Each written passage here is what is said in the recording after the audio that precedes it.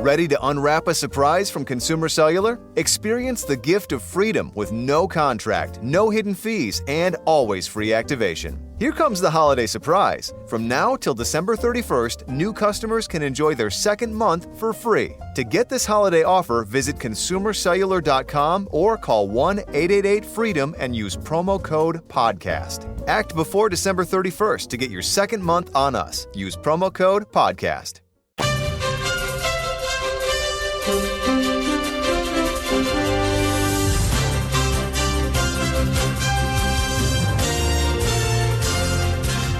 Happy Friday, everyone. Welcome to the Joy Business Report. Coming up this morning, players in the foreign exchange market pledged to abide by the Bank of Ghana's interbank forex market rules after two banks were suspended for 30 days. Also coming up, Fitch Ratings warns Ghana of rising interest costs on domestic debt despite securing an International Monetary Fund program. And later in the bulletin, bakers in Kumasi blame high cost of flour and other baking products on the increasing prices of bread as the size of the loaf continues to reduce. We have a report coming up. Stay with us.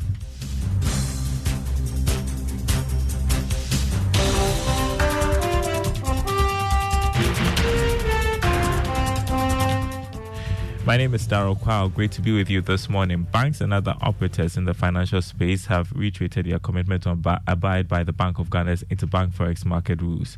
This comes after the forex licenses of Fidelity Bank and First National Bank were suspended by the regulator for breaching the rules. Now, speaking to Joy Business, banking consultant Nanoto Champon said the fines and reputational damages for breaching such simple rules must serve as a wake-up call for players in the forex market.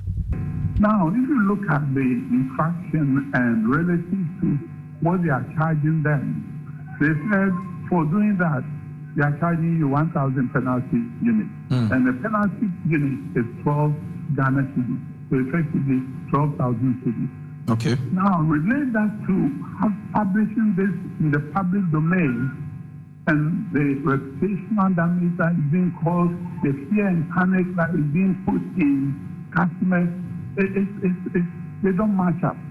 So I think the bank, both of them have issued press statements regarding this, and they've started frantic negotiations with the regulator to ensure that this 1 month is set to the barest minimum. I think going forward, it's a lesson for both all the players that, don't try to kill the proverbial house butterfly with a sledgehammer because it's out of proportion. Meanwhile, Fidelity Bank has assured that its banking operations have not been affected despite the suspension of its forex license. In a statement, it explained that it had reached an agreement with partner banks to ensure seamless completion of foreign exchange transactions on behalf of clients and the bank. The bank apologized to its clients for the inconvenience caused by the action as it worked to resolve the issue with the Bank of Ghana. Fidelity Bank added that all its branches are offering full-fledged financial services to the public. Now, Fitch Ratings is warning Ghana of rising interest costs on domestic debt despite securing an International Monetary Fund program. According to the ratings agency, it does not help with the overall debt sustainability target in the medium term. Interest rates on treasury bills have been going up, raising concerns about a probable restructuring of short-term securities. Speaking at a webinar on Africa sovereigns amid financing crunch, Senior Director for Emerging Market Toby Ellis cautioned against the rising interest costs on domestic markets. In terms of the actual restructuring, the domestic debt one, it comes more into the equation than it has historically because, as I mentioned right at the beginning, there has been more development of domestic debt markets. So it's become more important. If we take interest costs for a government and break them down by domestic debt interest costs and external interest costs, then as we look at it now, the share of domestic debt interest costs in total interest costs has been going up. So domestic debt becomes more of a question mark, in these when debt becomes more difficult these days, given the trends. And so, Ghana, I guess, shows that's there.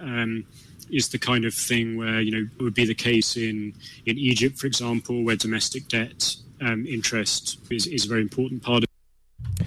You heard Toby Ayers there as Senior Director for Emerging Markets at Fitch Ratings. Still on interest rates, the Director of Business Operations at Dalex Finance, Joe Jackson, is predicting that interest rates may remain high till the end of the year.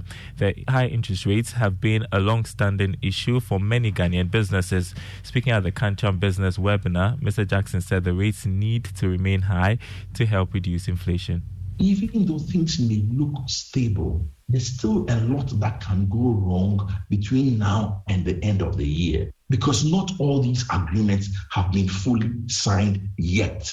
There's still a lot of volatility ahead of us. On interest rates, the bad news is that I expect it to remain high. That 77 billion of deficit financing is not going to be cleared out of this economy in a short period. The rates have to be kept high to put a hold on inflation and start to bring it down to manageable levels. That's not going to happen in 3 months.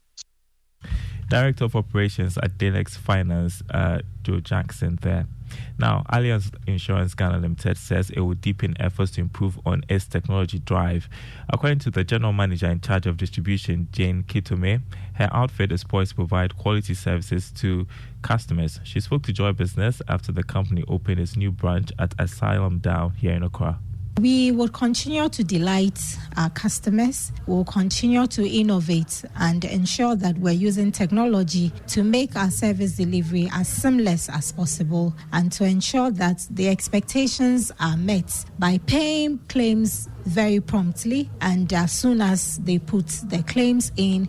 We as a company pride ourselves to find every reason to pay claims.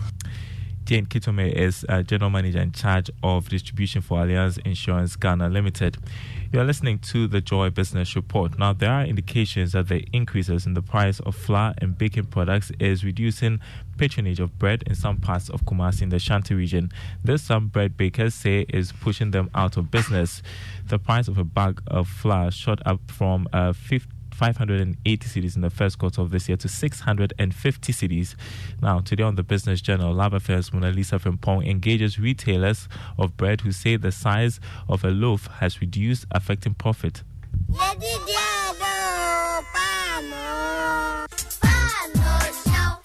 A bag of flour which sold at 580 Ghana cedis in the first quarter of this year currently sells at 650 Ghana cedis.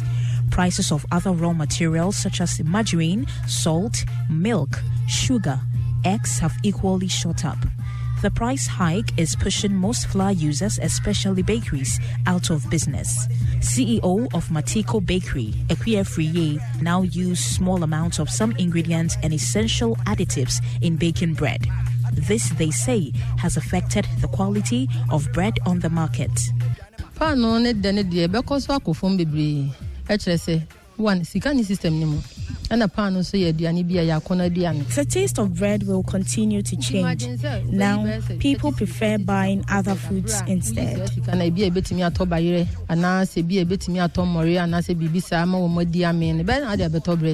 The situation is affecting some consumers of bread who say they now patronize other flour products aside bread. The bread sold on the market these days is very light.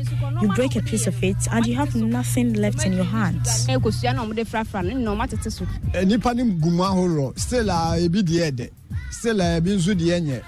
He said, there is still best quality bread sold on the market, but some bakeries are producing low quality bread to make extra profit.